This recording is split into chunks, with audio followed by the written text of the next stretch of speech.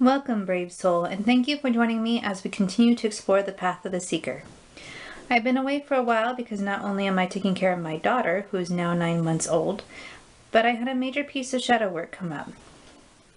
I've been really amazed to hear shadow work referenced a lot recently. When I spoke about that topic last May, it was in a very abstract way. Today, I hope to ground this idea by sharing with you my approach to the shadow work I've been doing since December.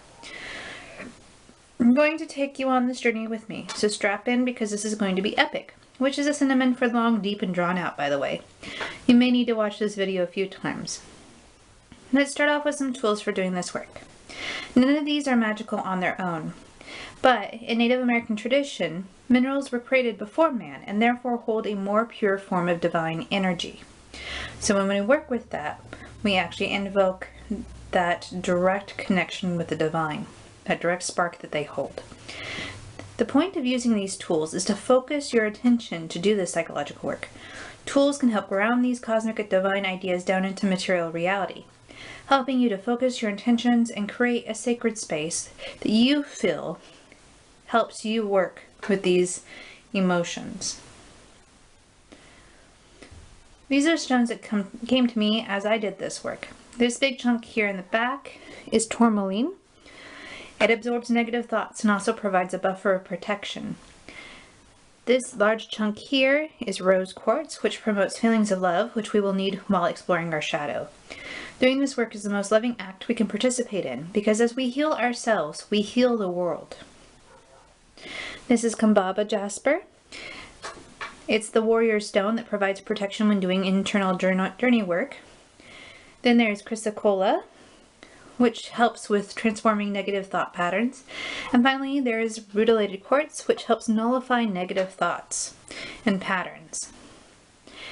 Then, of course, there is the sandalwood incense, which helps engage our sense of smell. So we have physical touch with the stones, our sense of smell with the incense. So we're engaging all of our five senses into this work. We're focusing those. Alright, shadow work is part of the first stage of the path of the seeker. We're going to revisit and go further in depth with some of the information from previous videos.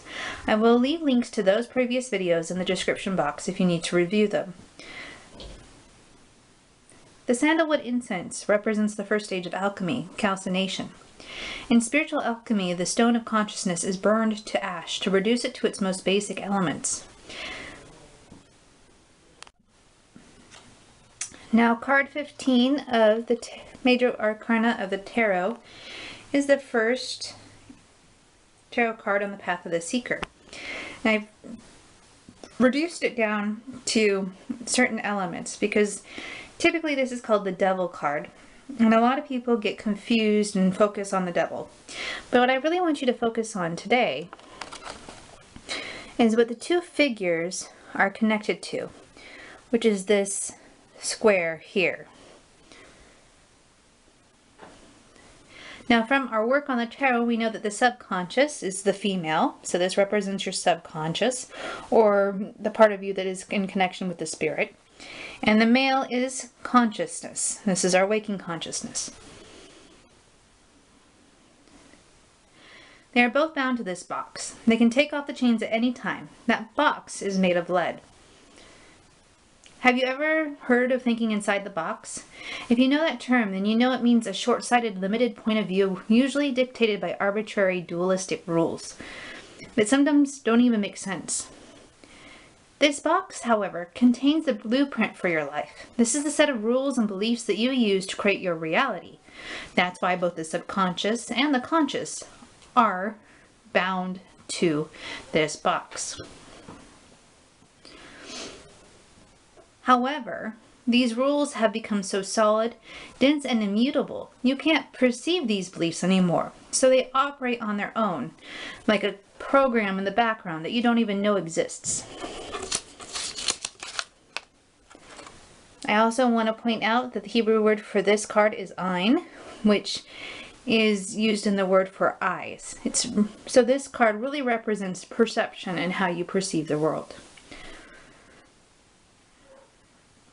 Now, when it comes to chakra work, this is the root chakra. And technically, any of these stones can be used for the root chakra. And the root chakra is the home of the inner child. Our inner child holds the blueprints to the life we create. In modern psychology, it is believed that by the time a child is 8 years old, they have a working model within their mind of the rules of this world. And they become very fixed. In the tarot, we won't see the inner child freed from this lead box of rules until the 6th step on the path of the seeker. In the Kabbalah tree of life, this lead box is Malkuth that refused to receive the light because it was too soon. When we do shadow work, we are slowly healing the Sephiroth of Malkuth and bringing that hidden inner child into the light. Is it any wonder Jesus said in Matthew 18:3, "You must change and become like little children to enter the kingdom of heaven"? Shadow work entails that we are going into this repressed part of ourselves to identify the rule, typically called a belief or idea, that is causing us to create and repeat a dissatisfying reality. Our inner child has the keys to the car, and we are not even aware that they are the one driving. To walk the path of the seeker, we take responsibility for the lives we've created. There are no victims.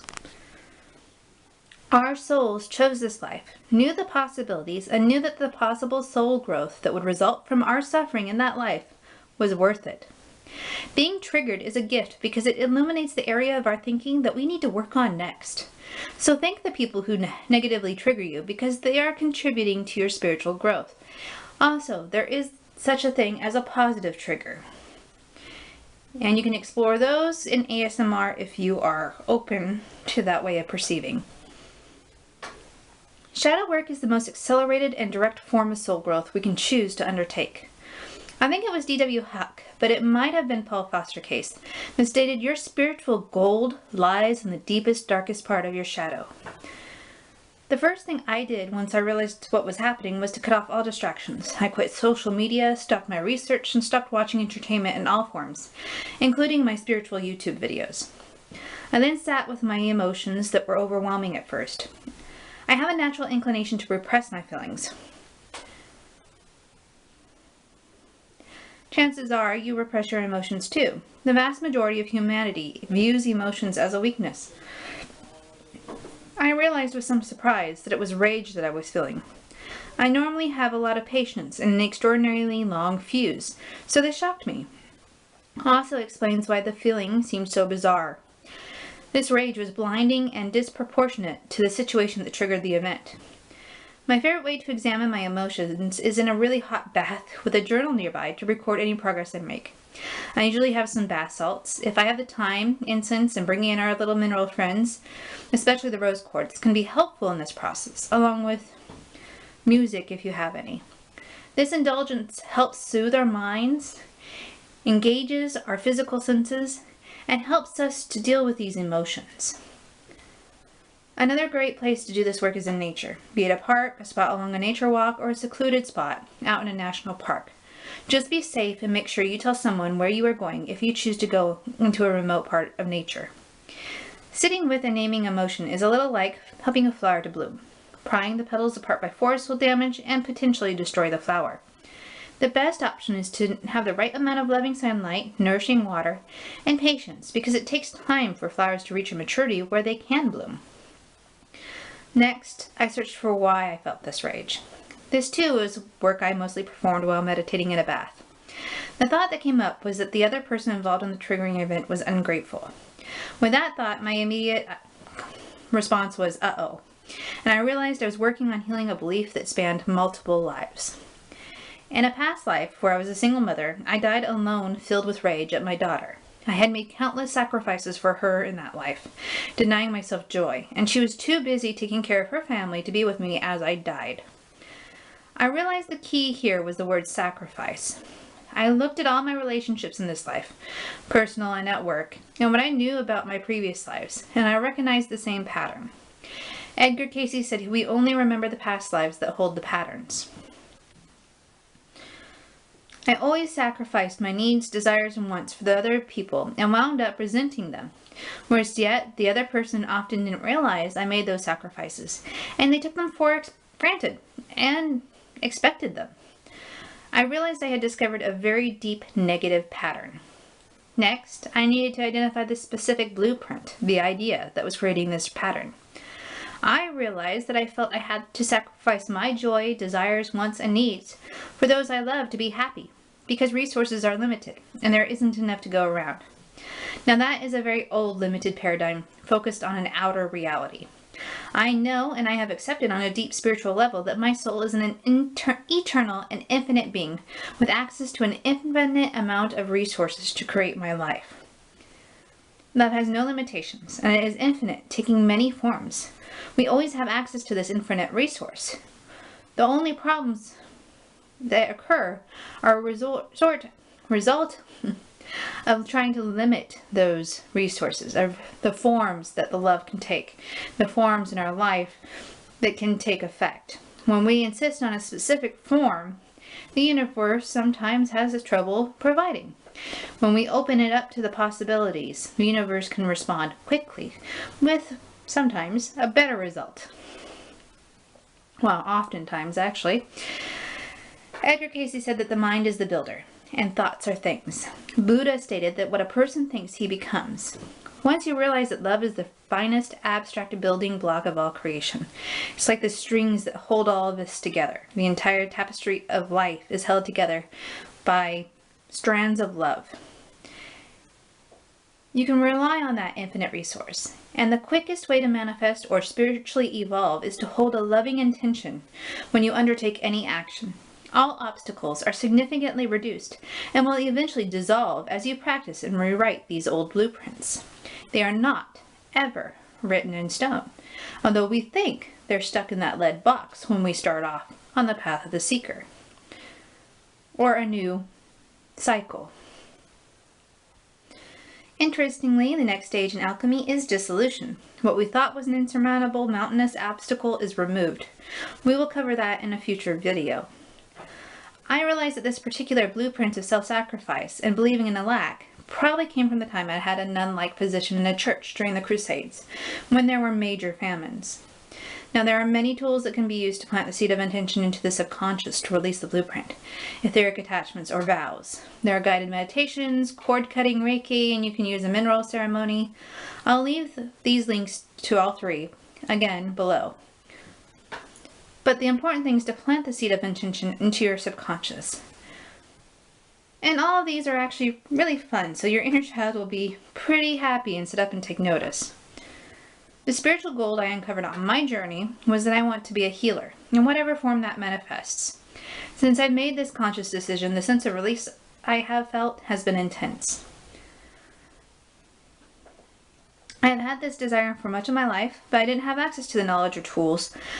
I remember when I first became interested in the metaphysical, all there were was Celestine prophecy and the way of the peaceful warrior. Both of those are parables and aren't really direct information. There's not much meat there or substance to really go on in your life. Just an abstract idea and what seems like a bunch of lucky people who are in the right place at the right time.